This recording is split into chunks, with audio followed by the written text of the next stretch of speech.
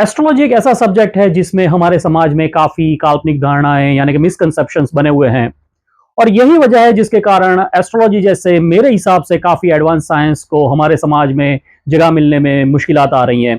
तो चलिए जानते हैं ऐसे ही एक बहुत बड़े एस्ट्रोलॉजिकल मिसकंसेप्शन को जिसने हमारे समाज में जगह बनाई हुई है। आपने ऐसी बहुत सी भविष्यवाणियाँ सुनी होंगी जिसमें कहा गया है कि इस साल हमारे देश की कुंडली के हिसाब से हमारे देश में बारिश ज़्यादा होगी, कम होगी, हमारा देश का भविष्य ये रहेगा, वो रहेगा।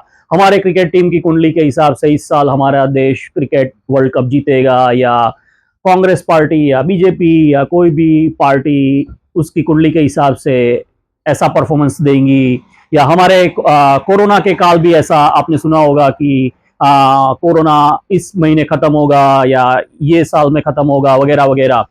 वो सभी चीजें बिल्कुल ही गलत है। देश, दुनिया, पार्टी, संगठन वगैरह की कुंडलियां नहीं होती है।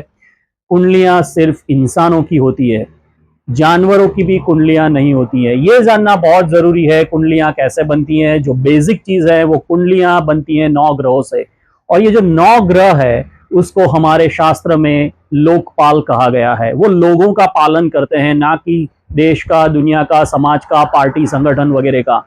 इसीलिए कभी भी इन लोगों की कुंडलियां, इन चीजों की कुंडलियां नहीं होती। कुंडलियां होती है सिर्फ और सिर्फ मनुष्यों की। इंसान के जन्म की टेक्निकल डेफिनेशन होती है कि जब वो अपनी माता के पेट से बाहर आता है तब उसकी जब नाड़ कटती है उस वक्त उसका जन्म माना जाता है और उसी वक्त से 9 ग्रह जो लोकपाल कहे जाते हैं वो उस इंसान का उसके कर्मों के हिसाब से पालन पोषण करते हैं।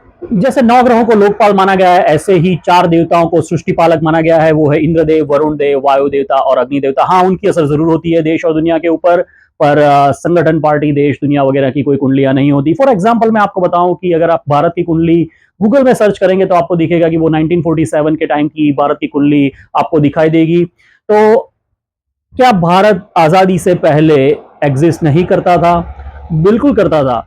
सिर्फ जमीन पर लकीरें खींच देने से किसी भी देश का जन्म नहीं होता है, ना ही वो देश का भविष्य होता है वो देश की कुंडली में, क्योंकि देश की कोई कुंडलियां ही नहीं होती है। किसी भी देश का भविष्य बनता है उस देश के नागरिकों के सामूहिक कर्मों से, उनके सामूहिक परिश्रम से। इस वीडियो बनाने का मेरा यही मकसद है कि समाज में रहे इस बड़े मिसकंसेप्शन को मैं दूर कर पाऊं।